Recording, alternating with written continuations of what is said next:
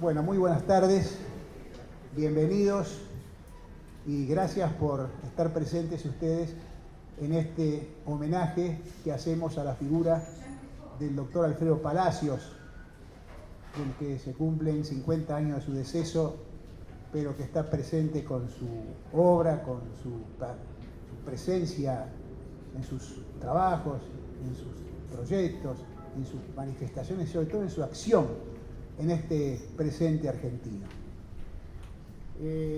Quiero destacar en primer lugar la presencia de queridos amigos, compañeros de distintos signos políticos y ideológicos que han concurrido aquí para honrar la memoria de Palacios. Se encuentra la gobernadora de Tierra del Fuego, Fabiana Ríos. Se encuentra Oscar González, secretario de Relaciones Parlamentarias del Gobierno Nacional. Pedro Gaciesco, dirigente sindical de la CTA, secretario adjunto. Juan Carlos Coral. Es muy difícil, separar la figura de Coral de la figura de Alfredo Palacios. Héctor Recalde, diputado nacional y abogado laboralista de toda la vida. Raúl Puy, en fin, por allí me estoy olvidando alguno, pero quiero decirles a todos ustedes que son todos bienvenidos y nuevamente les expreso el agradecimiento de la Fundación por la presencia aquí. Tenemos la adhesión de Jorge Rivas, que dice: como no puedo estar presente por compromisos adquiridos con anterioridad, por la presente adhiero a este acto en el que ustedes recordarán a ese gran militante y político socialista que fue Alfredo Palacios. Fraternalmente en el socialismo, Jorge Rivas.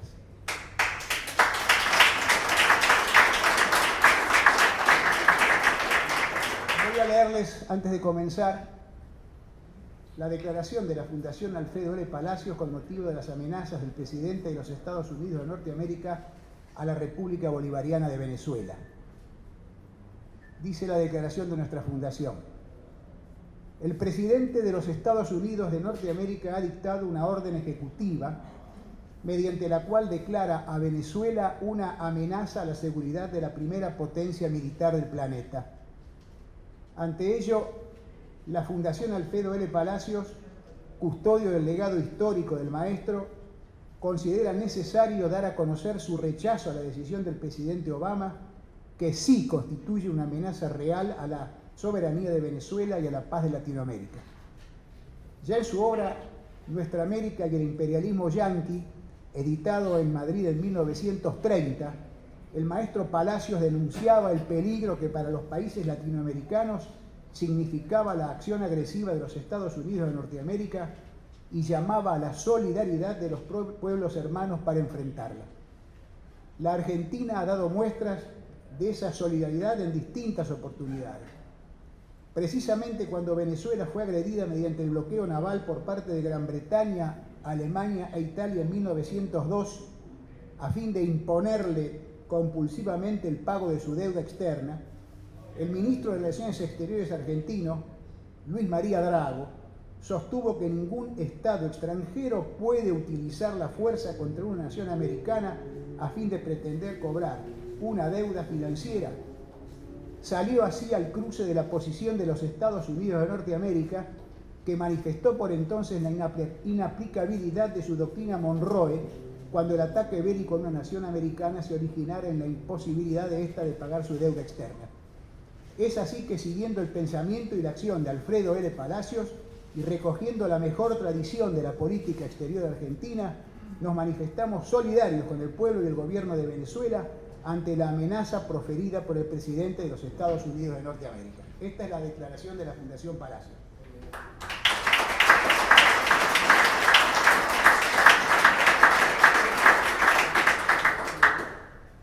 Voy a señalar que este acto no lo hacemos en la casa donde vivió durante décadas Alfredo Palacios, porque la casa está en un proceso de restauración, de reparación, para poderla abrir al pueblo argentino y así, poner de manifiesto el pensamiento y la acción de Alfredo Palacios. Lo hacemos con el apoyo que nos ha brindado el Gobierno Nacional a través de un subsidio en el proyecto de Casa del Bicentenario, impulsado por el Ministerio de Trabajo, Seguridad Social y Empleo de la Nación, y de allí nuestro agradecimiento y nuestro reconocimiento. Quiero señalar que esta es la segunda vez que se produce una, digamos así, una decisión gubernamental de real apoyo a la Casa de Palacios y a preservar su patrimonio. Hace muchos años, siendo presidente Raúl Alfonsín, también se hicieron obras de impermeabilización de lo que es la biblioteca, preservando también, digamos, el patrimonio histórico que esa casa contiene. No podemos dejar de expresar nuestra comparación con algún socialista que ha aparecido últimamente adhiriendo al libre mercado, que fue gobernador de la provincia de Santa Fe, que nunca preguntó siquiera si hacía falta al menos comprar una lamparita para la Casa de Palacios, pero sí se atrevió en 2011 a acudir a la mañana, ya diría subrepticiamente acompañado por un fotógrafo del Gran Matutino argentino, para sacarse una foto en la biblioteca de Palacios en plena campaña electoral. Tomó un libro de la biblioteca, lo que está prohibido, y se sacó una foto al lado del Palacios, del busto de Palacios, para usarla en su campaña entonces de presidente en 2011. Yo destaco las diferencias que ocurren porque ocurre que políticos y gobernantes que no pertenecen a las filas del socialismo han brindado su apoyo y permiten que esa casa se preserve y pueda lanzarse, digamos así, la difusión a través de ella del pensamiento y la acción de Palacios, mientras que algunos que se han proclamado y se proclaman socialistas, repito, nunca pusieron un centavo ni preguntaron, ¿hace falta algo para que esa casa no se derrumbe y haya que cerrarla y demolerla? Son conductas que nosotros queremos destacar esta noche aquí. También agradezco el apoyo que nos ha brindado Oscar González a través de su gestión como secretario de Relaciones Parlamentarias de la Jefatura de Gabinete de la Nación. Y agradecemos también a la Biblioteca Nacional que nos ha permitido hacer este acto hoy aquí. Y nosotros entonces estamos contestes en, digamos, pedir el pronto restablecimiento y total restablecimiento de Horacio González, su director, cuya salud se encuentra afectada. Recordamos hoy a Alfredo Palacios, maestro de la juventud, primer diputado socialista de América, cuya trayectoria es necesario destacar. Los sectores conservadores y reaccionarios, la derecha, siempre pretendieron pintar a Palacios como una suerte de Quijote, despojando su figura, su pensamiento y su acción de todo contenido, o a lo sumo hablar de él como el autor de la ley de la silla, con el hombre que se batía a duelo y otras superficialidades que pretendían ocultar el pensamiento y la acción real del maestro. Alfredo Palacios fue un líder popular, un ejemplo de lo que debe ser el pensamiento profundo, el análisis medular acerca de la sociedad y sus conflictos y la transformación de ese pensamiento en acción, siempre volcada a la defensa de los derechos del pueblo, de los trabajadores, de los desposeídos. No es casual que su debut como diputado allá por 1904 fue para oponerse dura y claramente a la ley 4144, la ley de residencia, que autorizaba al Poder Ejecutivo a deportar a los extranjeros que participaban de las luchas sociales y gremiales. Deportación que en muchos casos no solo significaba el desarraigo y el alejamiento de su familia, sino que también afrontar la muerte, porque muchos de esos deportados habían sido perseguidos en sus países. Palacios fue un insigne abogado laboralista, propulsor de leyes como la de descanso dominical, la de accidentes de trabajo, entre tantas otras. Pero también fue quien impulsó la sanción de la primera ley antitrata del mundo, la llamada Ley Palacios 9143. Por ello, la Conferencia Mundial de la Coalición contra el Tráfico, que tuvo lugar en Bangladesh en 1999, estableció el 23 de septiembre de cada año como Día Internacional contra la Explotación Sexual y el Tráfico de Mujeres y Niñas y Niños. Esta mención a la ley de trata, llamada Ley Palacios, me lleva a señalar que el pensamiento y la acción de Palacios trascienden la época en la que fue partícipe principal de la vida política, cultural, universitaria y social durante más del primer medio siglo del siglo pasado. Palacios fue un atento observador de lo que ocurría en su país y en el mundo, observación que era seguida de un agudo análisis, lo que le permitió anticiparse a los tiempos futuros. No solo demuestra la ley mencionada, sino otras páginas de la historia escritas y vividas por Palacios. Y vamos a tomar algunos de los temas que Palacios abordó con profundidad y tienen valor significativo en estos tiempos. Por ejemplo, el tema del imperialismo. Palacios tuvo una claridad singular no solo al definir cómo se expresaba la política imperialista, sobre todo la norteamericana, a través de intervenciones militares, a través de la diplomacia del gran garrote, la penetración financiera y sus grandes grupos económicos, el aliento a las guerras entre países hermanos, con los grandes intereses, sobre todo petroleros tras ellos, la compra de políticos y militares. Palacios avanzó en señalar cómo detrás de esas políticas estaba lo que llamó la plutocracia.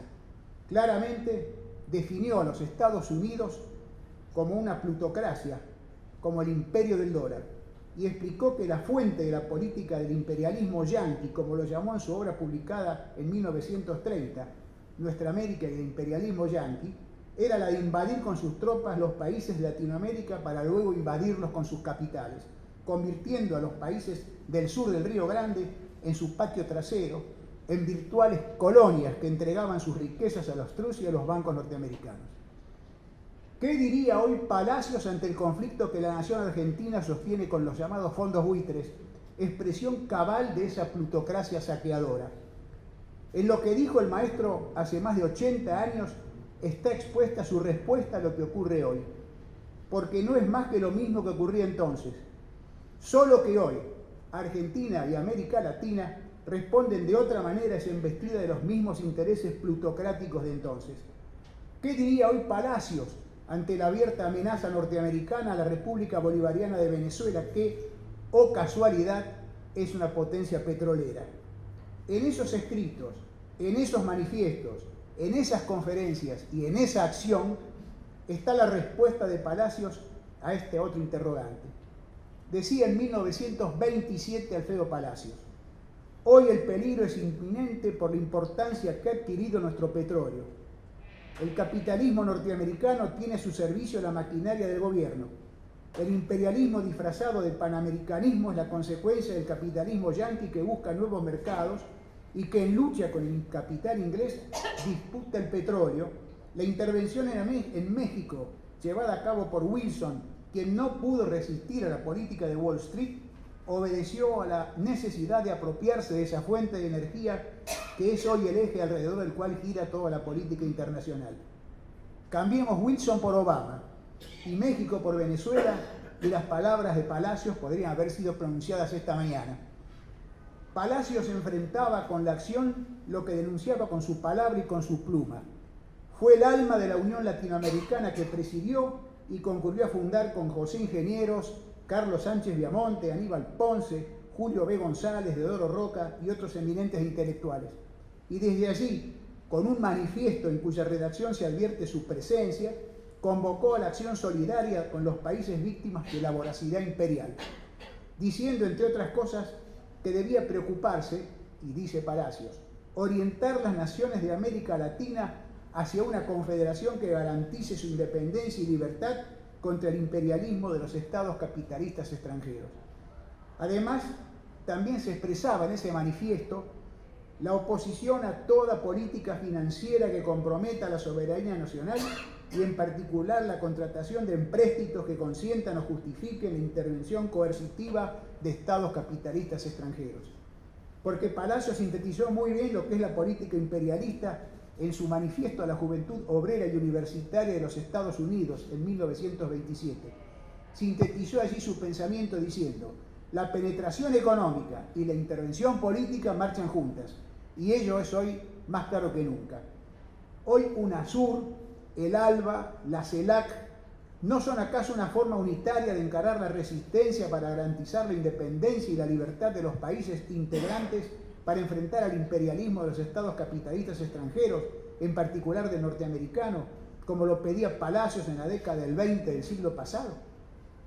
También está muy puesto sobre el tablero internacional el tema Malvinas, tan caro al sentimiento nacional y antiimperialista del pueblo argentino. Pues el alegato de Palacios en el Senado argentino en 1934 es una clara muestra de la profundidad de su pensamiento y de cómo la acción estaba íntimamente ligada a esa coherencia en la comprensión del fenómeno imperialista, sus causas y consecuencias. Es así que hace ya más de 80 años Palacios decía en el Parlamento argentino: se cree con razón que la clausura del Canal de Panamá frente a una guerra entre el Japón y los Estados Unidos impediría el paso a los barcos de la escuadra británica, y los ingleses, que tienen mirada de águila, habrían pensado en establecer una poderosa base naval en las Malvinas. Estamos en 1934. El que tenía una mirada que no sé si era de águila, pero evidentemente veía lejos, era el maestro Palacios. Podríamos hablar ahora sobre la proyección del pensamiento de Palacios y su vigencia, por ejemplo, en el campo del derecho laboral y en el de la educación. En materia de derecho laboral, que era el sentido sustancial de lo que llamó el nuevo derecho, pueden encontrarse las raíces en su tesis doctoral sobre la miseria en la República Argentina, rechazada por la Facultad de Derecho.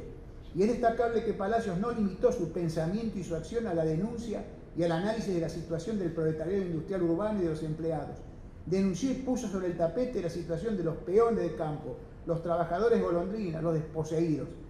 Con respecto a la temática educativa y en particular la universitaria, Palacios fue seguramente uno de los más consecuentes luchadores dedicados a llevar a la realidad los postulados de la reforma universitaria de 1918.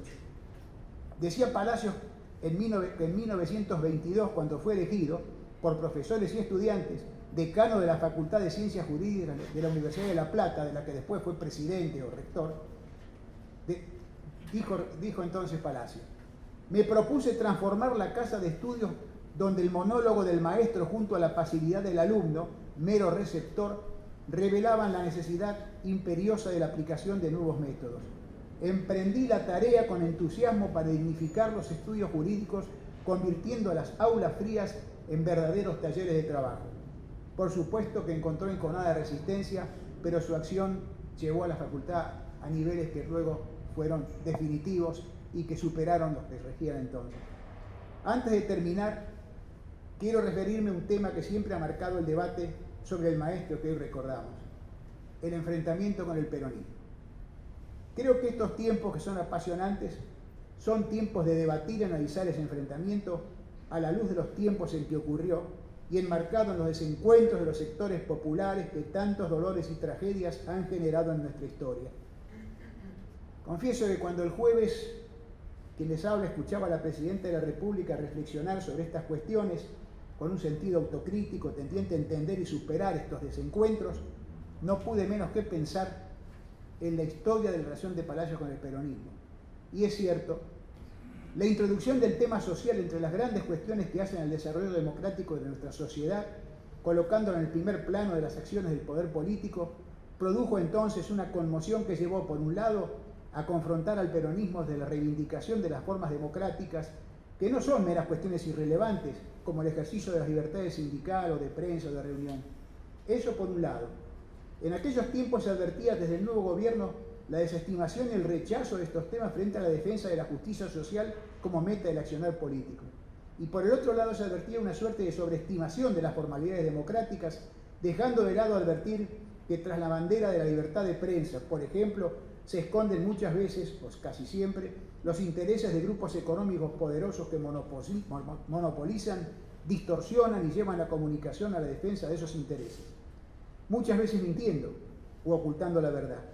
Allí radicó una de las razones del enfrentamiento a que nos referimos, pero no podemos dejar de recordar que Palacios nunca despreció a los sectores populares que apoyaban al peronismo, reconoció la figura de Evita y tras la caída del peronismo defendió a obreros y militantes peronistas perseguidos y encarcelados. Se opuso a los fusilamientos de 1956 y en 1961 allanó pistola en mano una comisaría de San Martín, secuestrando una picana eléctrica con lo que habían sido torturados militantes peronistas, así como defendió a los presos conintes. Si tuvo errores, como todos los hemos tenido en estos temas, ellos nos deben enseñar que las diferencias que pueden separarnos nunca deben permitirnos dejar de lado lo que debe ser un principio básico.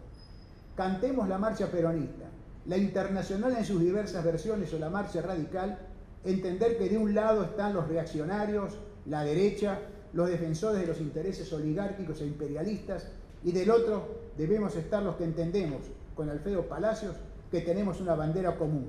Es la de la lucha por la igualdad plena, por la justicia social, por la soberanía nacional, contra la explotación de los pueblos, por una justa distribución de la riqueza, por la solidaridad con los países y pueblos hermanos, por la paz, por la memoria, la verdad y la justicia, contra el poder oligárquico, por una democracia con sentido social y por la libertad plena.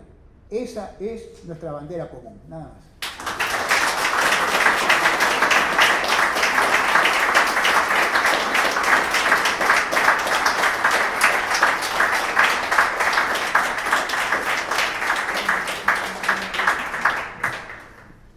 Cedo la palabra ahora a Víctor García Costa.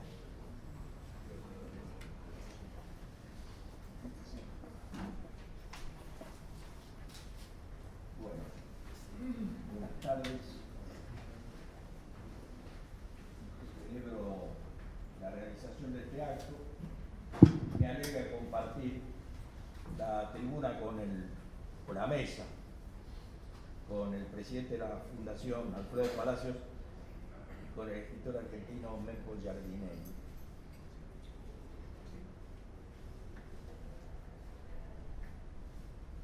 Palacios signó la vida argentina durante 65 años. No hay hechos de la vida nacional durante esos 65 años en los que Palacios no esté presente. Para mí fue uno de los más grandes de la historia argentina. Lo digo sin temor de equivocarme. Fue uno de los más grandes de la historia nacional. No se lo ha reconocido aún en su extraordinaria magnitud. Yo creo que acá hay una falla del gobierno nacional, que debería hacerlo. Acá hay destacados miembros del gobierno y quiero reflexionar sobre eso. Palacio no fue peronista. ¿Qué novedad? Chocolate por la noticia. No fue peronista. Queremos hacer un palacio peronista, es imposible. Lo pasado no deja dudar a lo posible. Lo dijo un gran historiador que se llamaba Mar Bloch. De lo que se trata es de interpretar el momento histórico, cosa que no voy a pretender hacer ahora, pero voy a hacer una suerte de comparación.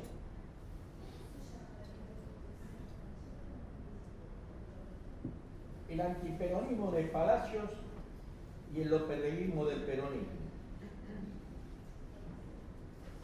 La pucha. ¿Por qué vamos a castigar a uno si no castigamos al otro? Mejor interpretemos lo que pasó. Yo lo conversé con Perón, tuve la suerte de conversarlo con el propio Perón poco tiempo antes de morir. Presente, alguien que a mi juicio pudo ser mucho en la vida política argentina y no lo fue, que fue el coronel Damasco, Vicente Damasco, con el que conversaba con Perón largas horas, hasta que Perón se cansaba y Damasco me hacía una seña para que me tomara el buque porque el presidente se quería ir a dormir. Entonces, a Palacios hay que tomarlo tal cual es. Yo hice la reproducción de las Islas Malvinas, primer libro argentino de autor argentino que tocó el tema de las Islas Malvinas. Hasta Palacios nadie habló, porque si bien habló Grusac era francés. El primer autor de un libro en defensa de la soberanía argentina fue Palacios. Y algo más, el primero que llevó el problema al Parlamento argentino. El Parlamento argentino consideró el problema Malvinas por primera vez a instancia de Palacios. Nunca nadie había, salvo una vez que se trató el problema de unas tierras que se le podían dar a los descendientes de Bernet.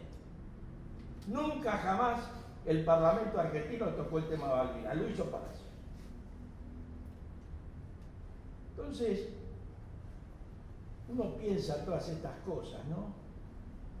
Del no reconocimiento.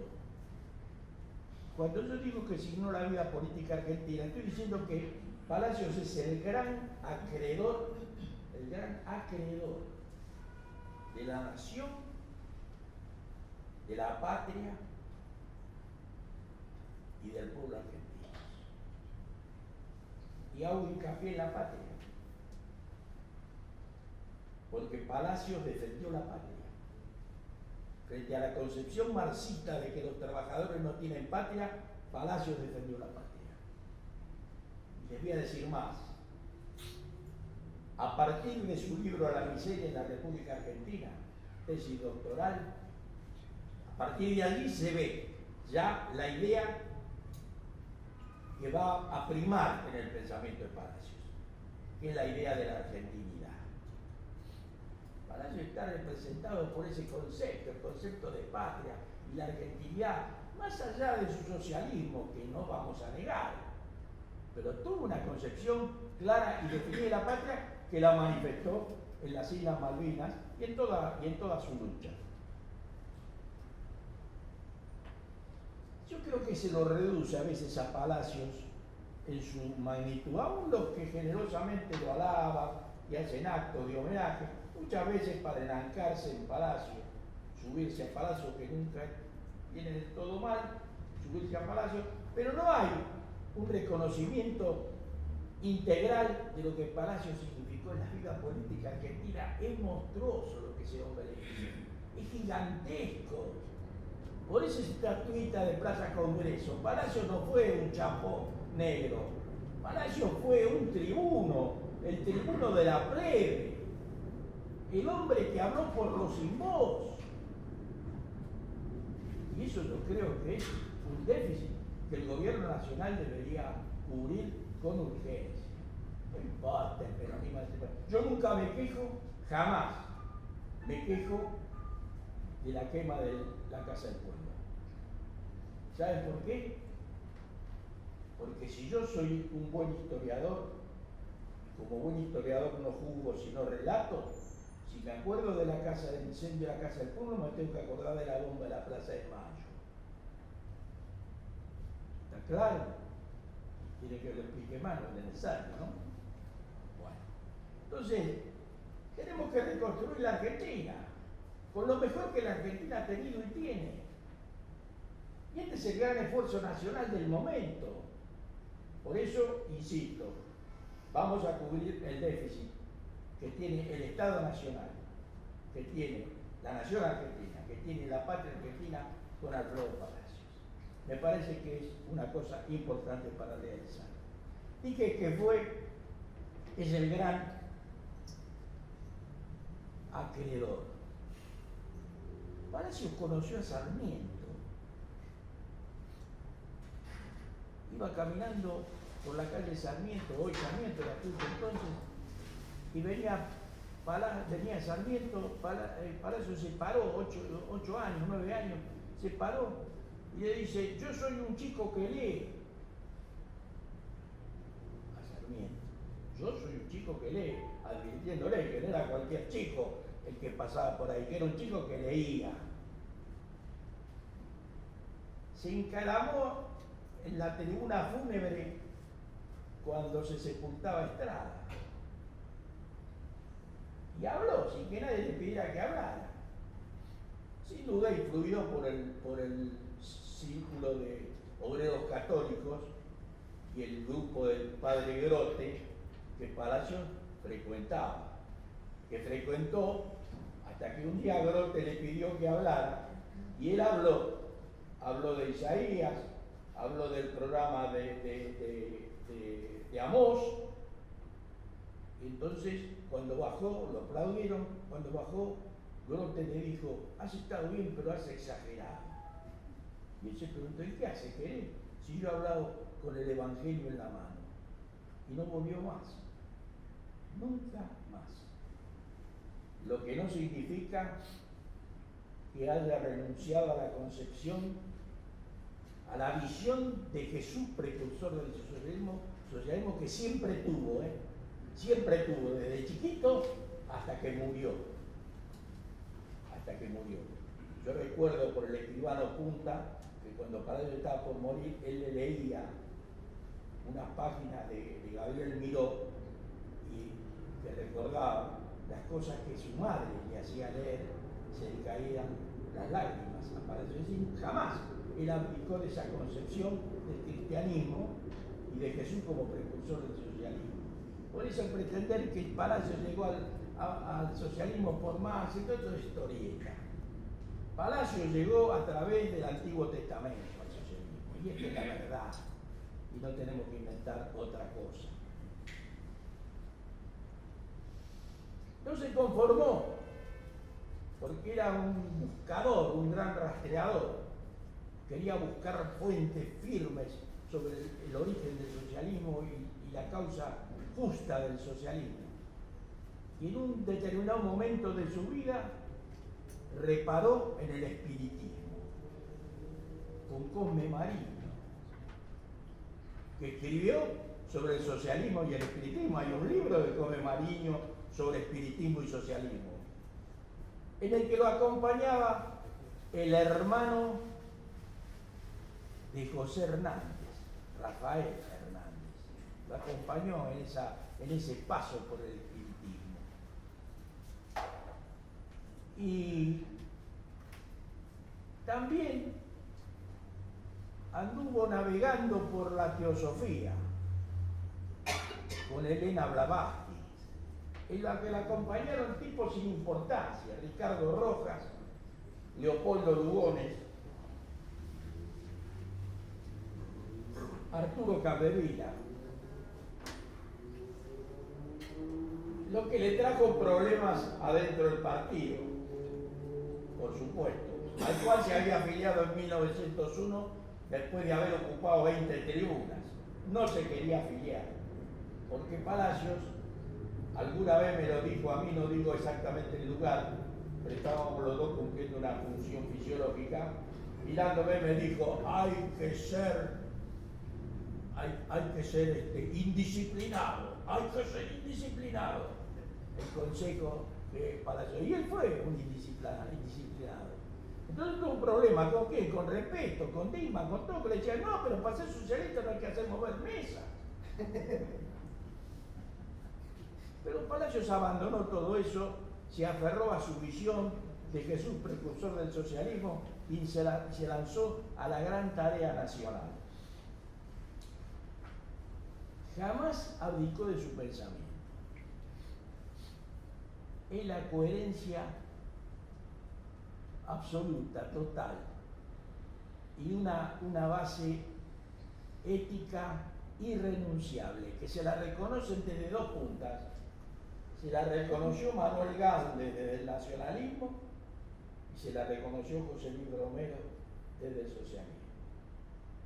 Fue eso para todos los que quieren ver la verdad verdadera con la relatividad que la verdad tiene. Todo esto del cristianismo lo reafirmó en un libro importantísimo que se llama La Justicia Social, que es la historia de la justicia social en Argentina hasta 1945. Él no era tonto. Sabía que mientras se estaba elaborando una ampliación de esa justicia social había que recordar que había toda una lucha por la justicia social anterior al peronismo. Y es un libro que todo el mundo debería tener para conocer verdaderamente la historia de la justicia social en la Argentina. Ya avísenme si me paso, porque yo me pongo a hablar de Palacio de 14 horas. ¿Qué determinó el sentido de su vida? Su madre. Una abnegada mujer costurera. Yo he hecho una comparación respetuosa entre Palacios y Ugarte. Yo creo que Palacios le gana por varios puestos a Ugarte, pero lejos, sin mirar. No lo voy a desarrollar ahora, está en mi biografía de Palacios. No es incitación a que lo compren. ¿Qué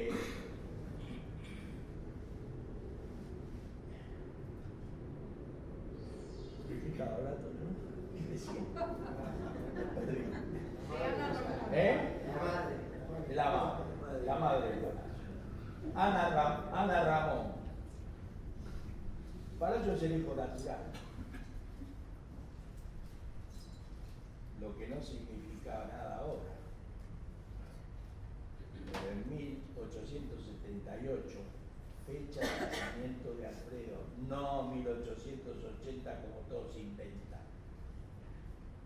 1878 era una carga espantosa, hijo natural. Y además hijo natural de un padre que tenía al mismo tiempo 3 mujeres, con las que tuvo 17 hijos,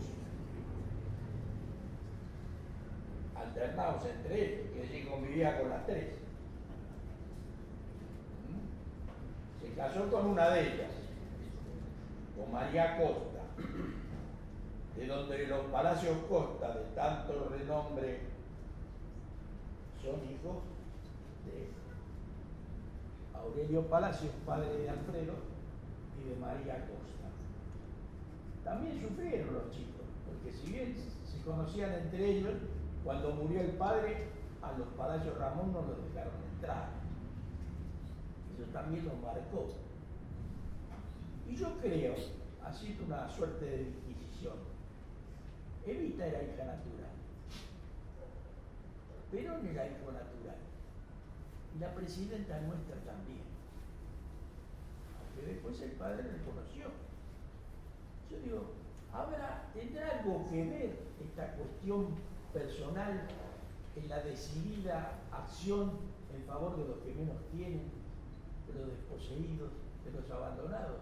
No lo sé, yo pienso que sí. Que algo debe haber en esta materia. Bueno, acreedor del Congreso Argentino, al que revolucionó. La llegada del Palacio al Congreso Argentino, una revolución. Metió a la gente en la barra, llegó en carro, y metió a la gente en la barra que cantó la Internacional. Ustedes se imaginan un congreso absolutamente conservador y reaccionario, los trabajadores con sus ropas de trabajo cantando la Internacional. Revolucionó el juramento. Solo juró por la patria y por su honor. Era masón por ese entonces. No lo fue largo tiempo. Quizá por su indisciplina, quizá porque vio otras cosas. Bueno. Y además fue el primer legislador que rindió cuenta al pueblo de sus actos. Cumplido el primer año de mandato, convocó en la Verdi al pueblo y le explicó lo que había hecho. Si estaban de acuerdo, seguía. Si no estaban de acuerdo, seguía. Esto no se conoce en la vida política argentina. Es absolutamente desconocido. Y no se lo resalta. Bueno, alrededor de las mujeres y los niños, ya el presidente de la Fundación se ha referido a ese tema. Pero ¿de qué manera? Presentó la ley en 1904 y se la aprobaron en la década del 10. ¿Cuánto tuvo que luchar? Porque los médicos que eran diputados decían que todas eran preventas para las mujeres que no necesitaban esas protecciones. Y debió luchar contra eso. Acreedor del interior argentino abandonado. No quiero hablar ni de pueblos originarios, porque la expresión es incorrecta. No quiero hablar de indios, porque la palabra también es incorrecta, no eran ni indios ni pueblos originarios. Eran primeros primitivos habitantes. Ese es el término correcto, primitivos habitantes. Los fue a ver a sus ranchos. Recorrió la República de su peculio. Fue al rancho proletario a ver cómo vivían e hizo la gran defensa de sus hermanos del interior, al punto que Salvador Massa, el gran médico investigador del mal de Chagas, le escribió una carta diciéndole: si usted, doctor Palacios, consigue todo lo que propone en su proyecto de ley, habrá hecho la revolución más grande que se haya hecho en la patria argentina. Este es el hombre del paladar, una magnitud impresionante. Yo he dividido ahora una pequeña digresión. La editorial Docencia, que está haciendo una obra espectacular, está haciendo la colección Biblioteca del Bicentenario 1810-1816, donde está reproduciendo todo el pensamiento argentino, los 40 tomos de Perón, todos los tomos de Irigoyen, todo, absolutamente todo, está reproduciendo la obra de Palacio. Y me ha encargado a mí la conducción de una biblioteca que se llama Biblioteca del Pensamiento Socialista Indoamericano, donde vamos a reproducir todo, absolutamente todo, Fragueiro, Flora Tristán, todo, vamos a reproducir todo. Bueno, yo he dividido la obra de Palacio en trilogías. Hay una trilogía, El Nuevo Derecho, La Fatiga y La Justicia Social es una trilogía. Pueblo Desamparado, En Defensa del Valor Humano y El Dolor Argentino es otra trilogía. Y hay otras trilogías que yo voy armando con la obra de Palacio, una referida al imperialismo, a su lucha contra el imperialismo, y otra a la industrialización de industrias como forma de generar la soberanía nacional. Pensamiento en el que estamos en pañales todavía, y que ya Palacio lo planteaba en la década del 30. Bueno, acreedor de la educación, hasta de la educación secundaria se ocupó Palacio, y dejó obra escrita en la materia. Fue el verdadero conductor por América Latina de la reforma universitaria, al son de la cual se crearon los partidos políticos populares de América Latina, el APRA entre ellos, y otros partidos de América Latina se crearon tras el viaje de Palacio llevando la reforma universitaria, la pasión por América. Acreedor del ejército y sus soldados. ¿Por qué? Muy simple. Fue el primero en denunciar la obediencia debida y decir que el militar que obedeció una orden inmoral era un asesino. Lo dijo en 1915. Y dijo que los soldados deberían seguir siendo ciudadanos y el ejército no debía ser una escuela de sometimiento y arbitrariedad. Y propuso la milicia ciudadana en reemplazo de la Constitución, contra la cual por supuesto estuvo. Acreedor de la nación en la medida que fue el primer denunciante del imperialismo. El imperialismo yanqui es de 1920. Yo no creo que haya otras obras que se ocupen del tema anteriores a la de Palacio, obra de magnitud, obra de importancia. Bueno, no vamos a decir la defensa de Jacobo Arbenz, la defensa de Albizu Campos, la defensa de los grandes líderes de los movimientos de liberación de América Latina. Acreedor de la ciencia. Fue el primer tipo en el mundo, que llevó el laboratorio a la fábrica. El primero, reconocido por todos los científicos del mundo, llevó el laboratorio a la fábrica, fue con el laboratorio y dijo, vamos a analizar la fatiga de los trabajadores. A ver, ¿cuánto de fatiga van sufriendo a medida que van pasando las horas? Y le pegó el golpe más feroz al taylorismo que se le haya pegado en toda su historia. Y demostró que después de determinadas horas la fatiga producía accidentes de trabajo. Y su libro recibió el Premio Nacional de Ciencia en 1923, cosa de la que nadie habla. Todos hablan del pochito, del sombrerito, de la corbatita, pero de todo esto que es tan importante en la vida nacional nadie habla. Así determinó la fatiga obrera y publicó un libro grandioso que se llama La Fatiga, que hemos reproducido también ahora en la editorial.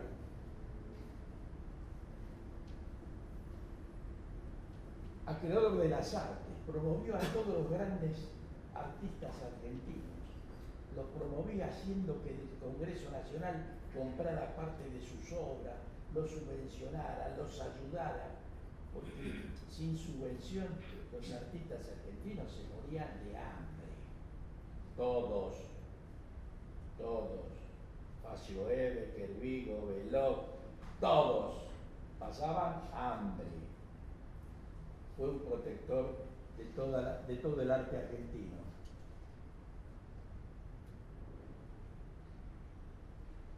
Y es un acreedor del socialismo. ¿Por qué? Nadie se ha preguntado nunca por qué Palacios nunca le dio pelota a la Internacional Socialista. ¿De Tomaso sí? Sí, estuvo. No, él no. ¿Por qué tuvo una concepción de un socialismo argentino y para la Argentina? No se tragó el cuento de la Internacional que terminó siendo la Internacional de los mercados. A mí en la Internacional yo le pregunté a Mitterrand y a Willy Brandt, escúcheme, ¿quién le vende las armas a la dictadura?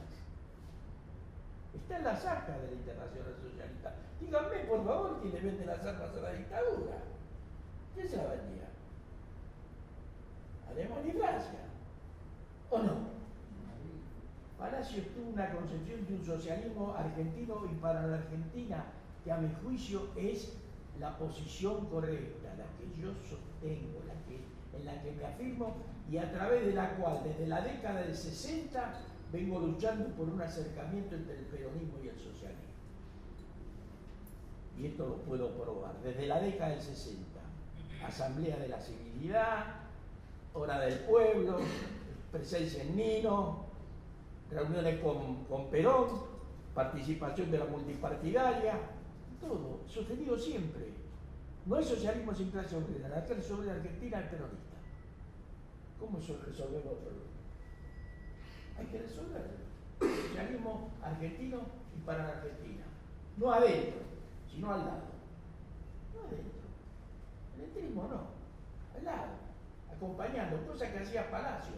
El primer acto de Palacios senador en 1961, el primer acto fue visitar a los presos políticos en Devoto. ¿Y qué eran los presos políticos? Eran peronistas todos. Todos, absolutamente todos. Entonces, este es el Palacios que yo quiero reivindicar, ya termino. En este impulso de Palacios de un socialismo argentino y para la Argentina, como digo, todo en un marco ético inclaudicable. Por eso Palacios para nosotros, los socialistas, es inmortal, ha entrado en la inmortalidad. Se lo dijo Sánchez Viamonte al despedir los restos. Yace aquí el hidalgo fuerte, de valiente que se advierte que a tanto extremo llegó que la muerte no triunfó de su vida con la muerte.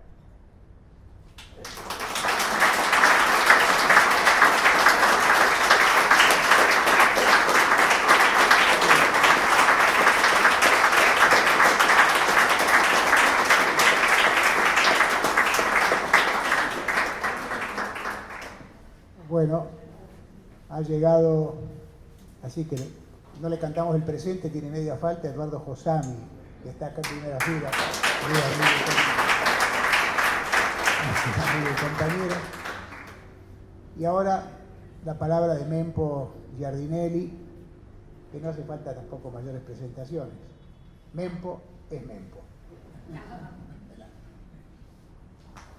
Bueno, primero yo tendría que reprocharte, Pedro, el haberme puesto en esta tenida, porque yo creo que no tengo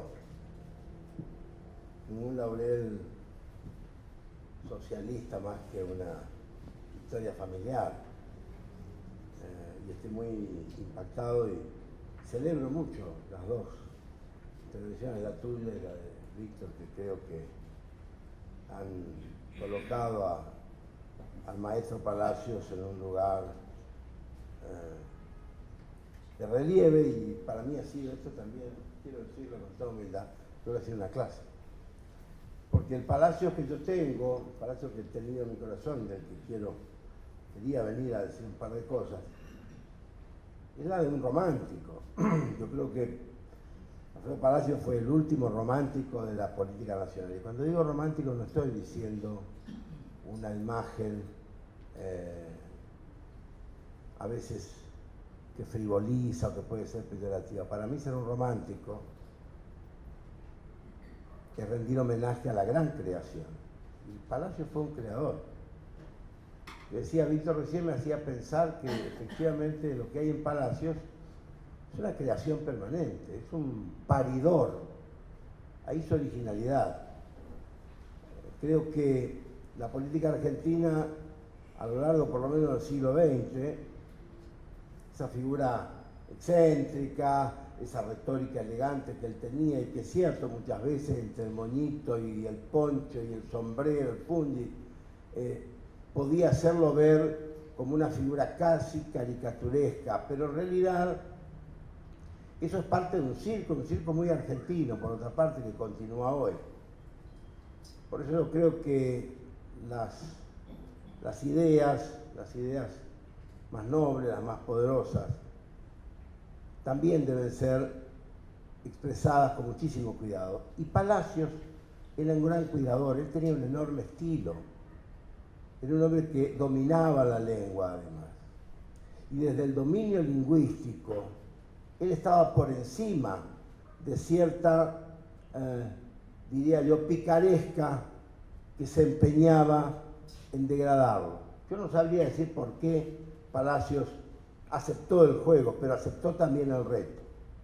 Y lo aceptó colocándose por encima de eso. Y creo que en ese sentido podemos decir que hoy tengo la casi absoluta y dolorosa seguridad de que ya no quedan argentinos de esa estirpe. Cuando digo estirpe me refiero a un hombre que vivió también muy apasionadamente. No voy a recordar todos sus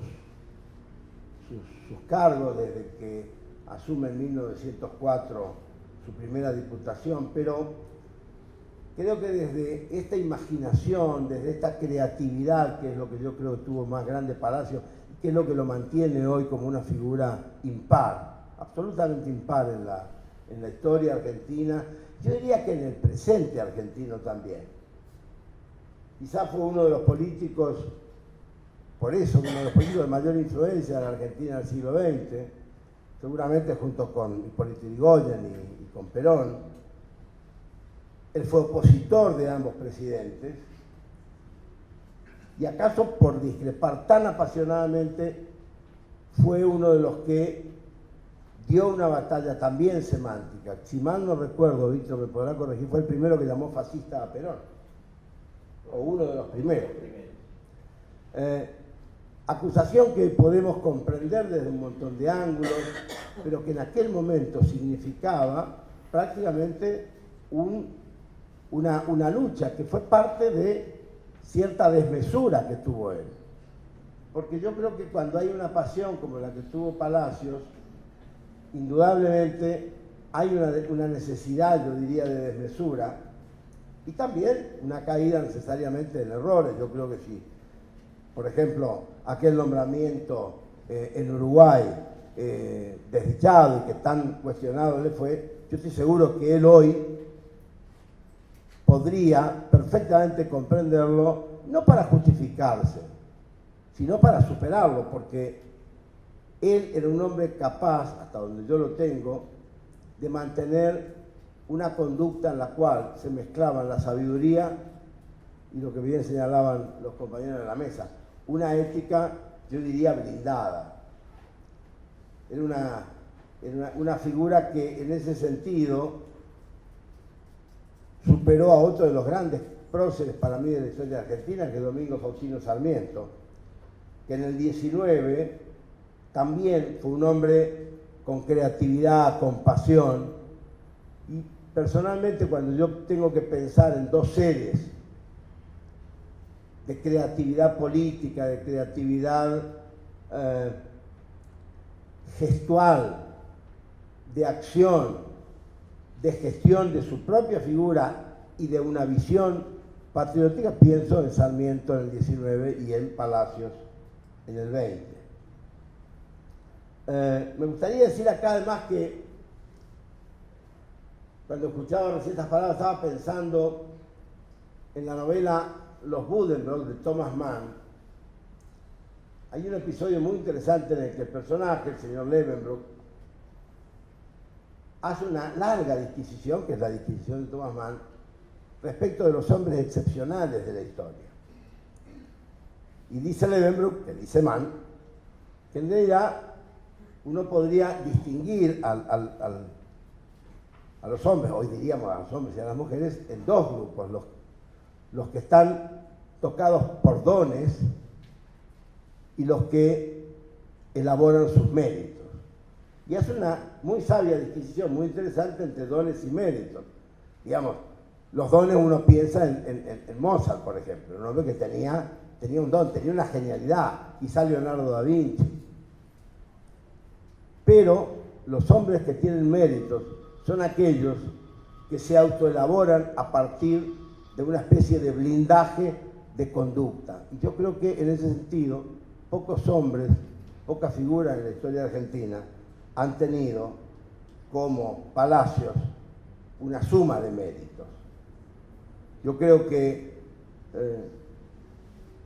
uno puede imaginar a Palacios enhebrando sueños, literatura, pasión nacional, y yo cuando pienso en esto digo, a mí me da un poco como de nostalgia, me hubiera gustado conocer a este hombre, y me gustaría que hoy pudiéramos pensar en la Argentina contemporánea, en la que un Palacios hoy sería una rara avis, hoy sí sería un personaje exótico, absolutamente exótico en el sentido de fuera de registro, de una heterodoxia absoluta, diría yo. Pero qué necesidad que tenemos de este tipo de personajes, cómo necesitaríamos hoy a un Alfredo Palacios a la cabeza, por ejemplo, o si no a la cabeza, participando de la recuperación del rol del Estado, de la resistencia al poder económico concentrado, de la defensa de los sectores más necesitados, que es lo que él hizo en realidad toda su vida. A mí me parece que también cabe recordar, de todos los apuntes que tenía, una cosa que mencionaba Pedro y que yo había notado, que tiene que ver con esto, que era la afición a los duelos. Fue otra de los aspectos que de alguna manera lo esquematizaban y lo colocaban en lugares que no tenían que ver con una pasión deportiva, sino que tenía que ver con lo mismo, con una conducta blindada. Si Palacios fue duelista y no era duelo a muerte, aunque él podía morir, pero yo he estado leyendo sobre los duelos que él participaba y eran todos duelos de conducta. En realidad era el sentido de la ofensa y el sentido del honor, y no un honor en el sentido francés del siglo XVIII-XIX, un honor, digamos, de caballeros detrás de damas o detrás de territorios, sino un honor simplemente que tenía que ver con la ofensa de una conducta. Me parece que hay algo que es difícil definir en Palacios como yo lo veo. Lo he estado pensando mucho estos días, ¿por qué razón en mi casa, en mi modesta casa provinciana, la figura mayúscula, la figura más importante, fue siempre Palacios? Mi papá era un hombre que tenía tercer grado de primaria, era un hombre muy humilde, era empleado en una panadería. Yo tengo un recuerdo de mi viejo, a las 2:30 de la mañana se levantaba a 3 de la mañana porque tenía que ir a encender el horno, era horno de leña. Y bueno, fue un hombre trabajador como tantos más. Leía religiosamente La Nación y La Vanguardia, y él siempre decía que había que conocer perfectamente lo que pensaba, lo que planificaba, digamos, la derecha, lo que serían los adversarios. Él no hablaba de enemigos, decía los adversarios, y al mismo tiempo fortalecerse ideológicamente. Mi papá no era un militante, no era un cuadro político, pero era un trabajador Y yo me he preguntado muchas veces qué era lo que mi papá y lo que muchos padres, seguramente de nosotros, los vinculaba a Palacio. No era el internacionalismo, como bien señaló Víctor. No era la revolución social mundial. Era otra vez lo que faltaba en esa época y lo que sigue faltando en la Argentina. Y que yo creo que es lo que más nostalgia me produce y exhorto a que lo pensemos en ese sentido.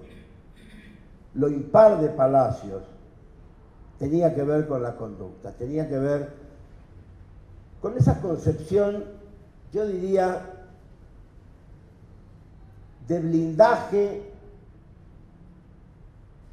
al mismo tiempo capaz de elegancia, capaz de apertura, capaz de un inmenso amor, pero con un punto en el cual había algo que era absolutamente innegociable.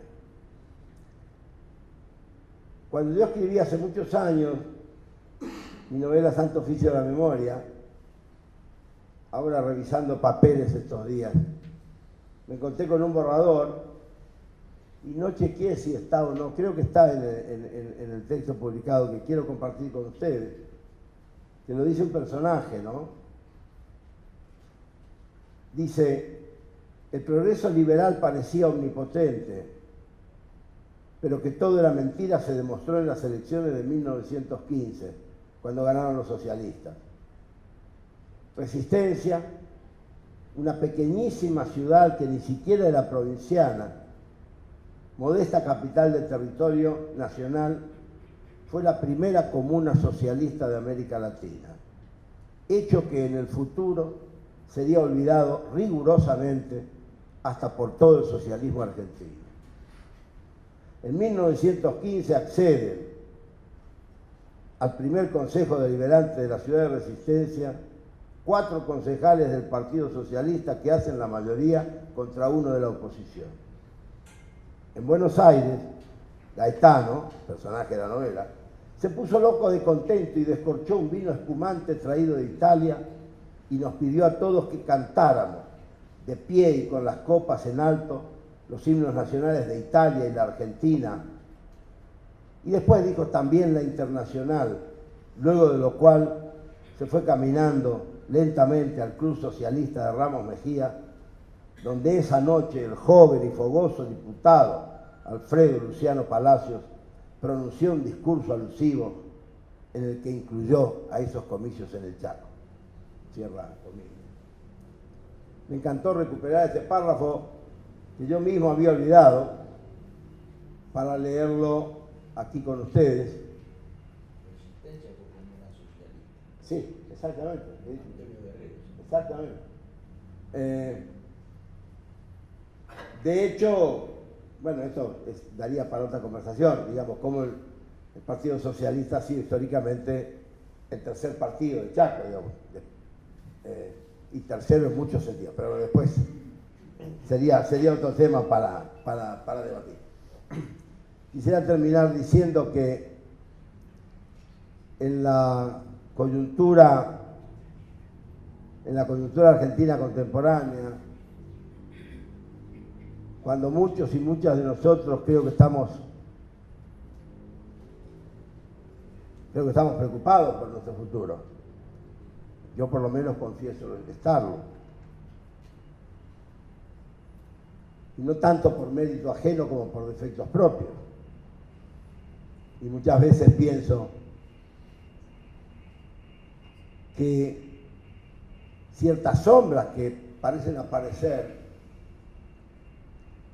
pueden tener que ver y tienen que ver con 2 ausencias que me parece que son graves para nuestra República y algunas cosas he venido escribiendo últimamente. Una de ellas, sin duda, es la debilidad presente del socialismo argentino.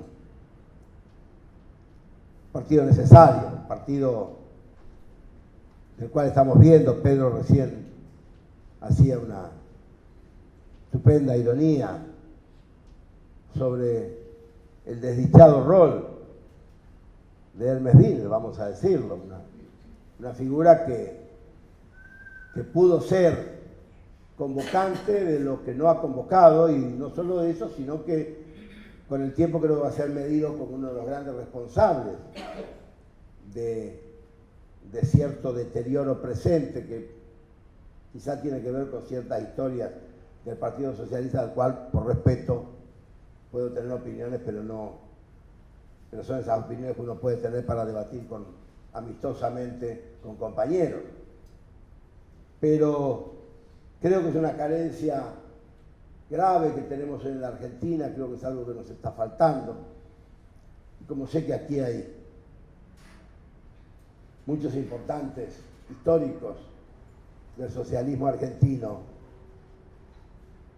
me gustaría exhortar a que esto se haga algo para cambiarlo. A mí me pasó en lo personal cuando conocí a Pedro Kesselman, es uno de los descubrimientos importantes de mi vida adulta. Una de las primeras cosas que le pedí era ir a conocer la casa de Palacio. La conmoción que yo sentí el día que entré, llevado de la mano, diría, por Pedro, a recorrer las habitaciones en que escribía, en que dormía, en que comía Alfredo Palacios, esa especie de sencillez y humildad monacal que él tenía, al ver esa biblioteca que inmediatamente, yo soy un hombre que vengo de familia de bibliotecaria, mi madre fue bibliotecaria y todo el sentido de la fundación que yo presido en el Chaco es el trabajo con bibliotecas y con bibliotecarios. Yo sentí inmediatamente que era una biblioteca en peligro, creo que lo es. Creo que esto a mí me conmovió muy profundamente. Pocas cosas me conmovieron tanto en los últimos tiempos como esa presencia, esa cosa casi diría fantasmal que tiene esa casa que se estaba viviendo abajo, y que en mí renovó toda esta cosa también fantasmal, personal, que tiene que ver con mi propia historia. Yo nunca fui afiliado socialista, nunca milité en el socialismo. Supe andar por otros errores políticos de la vida, pero no por este. Pero siempre llevé conmigo que esta es la otra cosa que creo que es la gran carencia que quiero señalar, siempre llevé conmigo esa única convicción que yo puedo decir que heredé de Palacio, porque la heredé de mi papá. Y en estos tiempos es una vergüenza tener que decirlo. Creo que don Alfredo y mi padre me reprocharían decirlo. Pero la decencia y la honestidad no tienen por qué ser materias perdidas de nuestro presente. Y lo son en gran medida. Lo son en gran medida. Y en la política argentina, aún en los sectores que nosotros votamos y apoyamos, esto está en entredicho. Y es algo que es urgente, indispensable recuperar. Uno de los dramas de la educación en la Argentina, también soy educador, dedico mi vida a la educación. Uno de los dramas de las bibliotecas y de la educación en la Argentina es que se ha extirpado, no que se dejó, se extirpó la ética, la moral en el sentido republicano y socialista como materia de estudio. Amigos, amigas, cualquiera de nosotros, muchos de los que ya tenemos algunos años, recordamos que en los colegios nacionales estudiábamos lógica, y estudiábamos filosofía, y estudiábamos castellano, y estudiábamos literatura. Y que cuando uno estudiaba Derecho, yo hice la carrera de Derecho, nunca fui abogado, pero yo hice toda la carrera de Derecho. Terminábamos, entre las últimas materias estaba filosofía. Y en filosofía el eje central del estudio era la ética. En ninguna universidad argentina en los últimos 30 años, esto es una obra de la dictadura, se estudia ética de nada. No estudian ética los médicos, ética médica. No hablemos de la ética jurídica. ¿Qué es eso? Empezábamos estudiando a Hans Kelsen y terminábamos estudiando la gran filosofía del derecho. Y hoy no hay nada de esto. Hoy se estudia desde una perspectiva absolutamente playita, de fotocopia, y donde no existe ese valor superior que tuvo el gran maestro del siglo XIX, que fue Alfredo Palacio. Si algo que para mí, Alfredo Palacio, es una figura indispensable, casi diría una figura urgente para hoy, es Alfredo Palacio. Pues yo no sé si esto tiene sentido compartir con ustedes, me fui calentando, pero realmente me gustaría exhortarlos a que repensemos, cada uno en el lugar que esté, que esto es necesario volver. Yo he discutido esto con los últimos 5 ministros de educación y conozco todas las dificultades que hay, pero hay que volver a esto. Los maestros argentinos en el nivel inicial, en el nivel primario, en el nivel secundario, están completamente desconcertados. No es que sean malos maestros, es que no saben cómo transmitir, no hay principios, no hay valores. Y esto es porque no hay estas conductas ejemplares en la República. No existe hoy en la República Argentina una conducta ejemplar, intachable, absoluta. Eso fue durante 62 o 64 años de vida política de Alfredo Palacio. Yo lo he hecho de menos desde ahí. Gracias.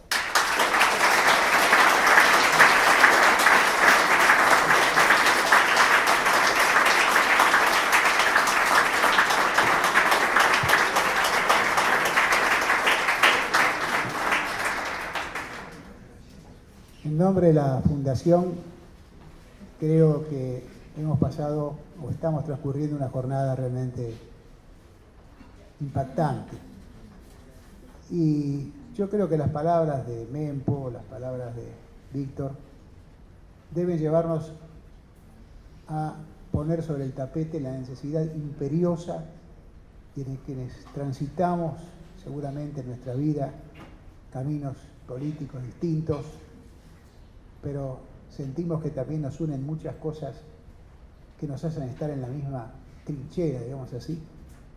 Tenemos que analizar, tomar el pasado para recrear un presente y trazar un futuro común. Y no digo cerrar páginas ni olvidar, sino que basados, me parece, en la memoria de todo esto, de nuestros pasados. Yo no vengo del Partido Socialista.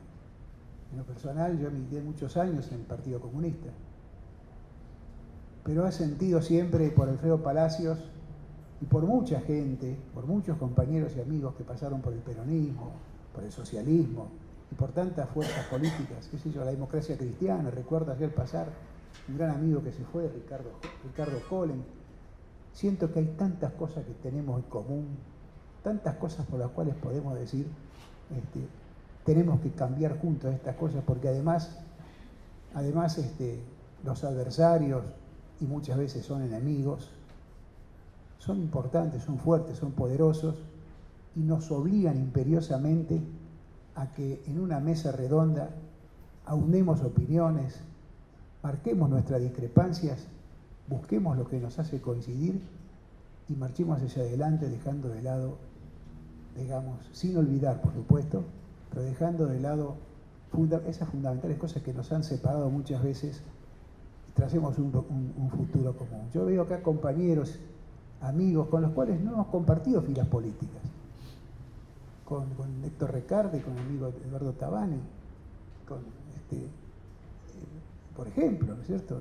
Nunca hemos coincidido en la misma forma política, pero yo siento por ellos un afecto entrañable por una trayectoria, por una historia, ¿no es cierto? Hemos cometido nuestros errores, también tenemos nuestras virtudes, es decir, hemos sido consecuentes, nos hemos mantenido firmes en épocas muy duras. Quiere decir que hay elementos comunes que nos permiten que tomemos las figuras importantes de esas distintas fuerzas políticas que tienen tantas cosas en común. Yo pienso en un Cook, por ejemplo, y marchemos hacia adelante juntos con Palacios. Como dije antes, entonces, cualquiera sea la marcha que hemos cantado en nuestra historia, y no nos arrepentimos de haberla cantado con todo ese impulso que la juventud, que la sangre nos dio, tenemos tantas cosas para cantar en común, sobre todo para un futuro mejor, para que nosotros y los que vienen detrás nuestro. Así que los convoco a luchar unidos para enfrentar a la derecha, que ese sí es el enemigo común de todos nosotros. Nada más.